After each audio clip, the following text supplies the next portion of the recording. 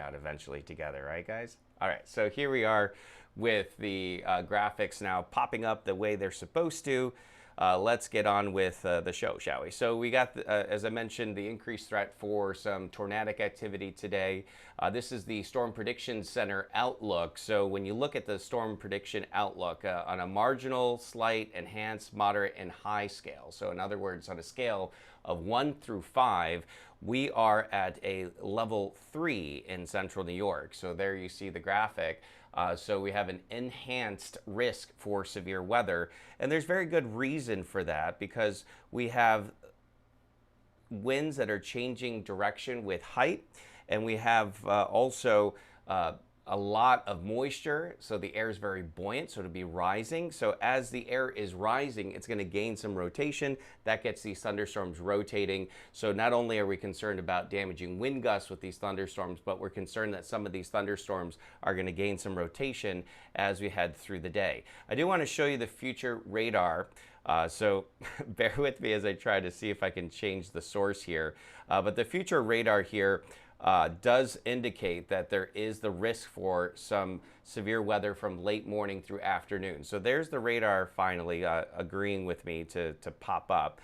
And as we move the clock forward here, you'll see that this is about noon or so, maybe just a little after noon. So we get 2, 3, 4 o'clock, 5 o'clock, 6 o'clock. Now, if you're watching my earlier weathercasts from this morning, I was a little earlier with the timing.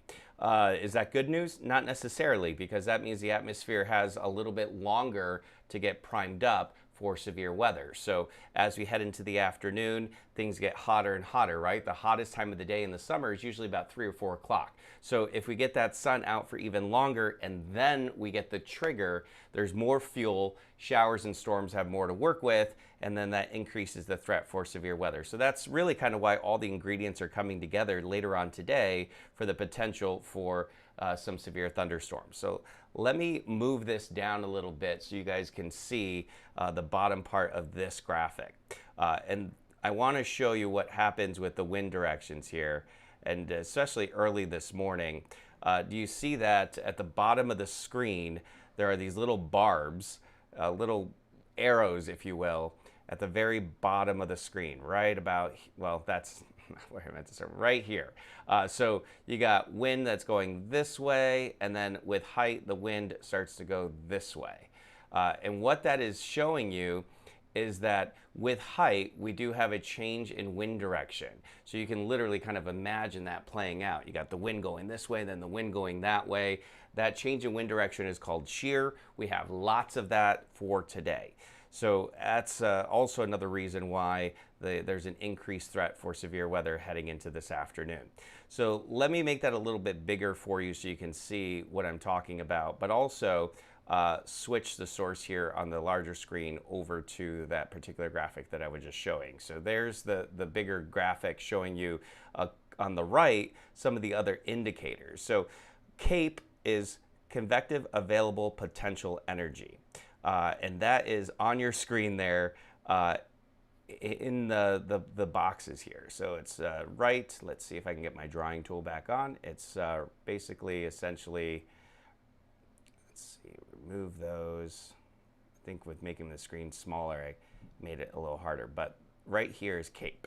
And CAPE is convective available potential energy. When that number gets very high, and watch the number there, above 2,000, that's a lot of energy. It even gets above 3,000. That is the type of CAPE value that you see in parts of the middle of the country, like out in Oklahoma. So we don't usually see that in Syracuse. We're looking at the numbers for Syracuse. So that's a very high number. So I feel like at this point like I'm repeating myself, but you get the general idea that all the ingredients are coming together for some really significant severe weather as we head into this afternoon. So I did want to get back to some of my graphics here and show you the expectation as we head through the day and some of the other things to look out for. So again, there's the severe weather threat for today, really kind of the bullseyes right over the Syracuse area. We also have the potential for some flooding today. The potential for flooding is because we have that potential for these thunderstorms to produce 1 to 2 inches of rain in a short period of time. And that rain with that type of intensity can easily turn a regular neighborhood into a rushing river of water as it tries to find its lowest place. So flash flooding can happen anywhere. It doesn't have to be in a creek or stream. It can happen in an urban area. It can happen in a neighborhood. It's just so much water, it has nowhere to go, and it falls over a short period of time. So that's especially a possibility across upstate New York into the Adirondacks today. So we'll be on the lookout for that. Of course, I always also want to talk about watches and warnings because a lot of times people don't know the difference, but a watch means that conditions are favorable for severe weather, and a warning means that it is actually happening. So, this is a graphic that I know I've shown lots of times, but a watch means all the ingredients are there. So there you are preparing your tacos, but you haven't put anything together yet. There's no actual taco yet. You just have all the ingredients. Then when you get a warning, you have an actual taco together. That's a warning. It means it's actually happening. And this afternoon, we do expect some severe thunderstorm warnings, possibly some tornado warnings.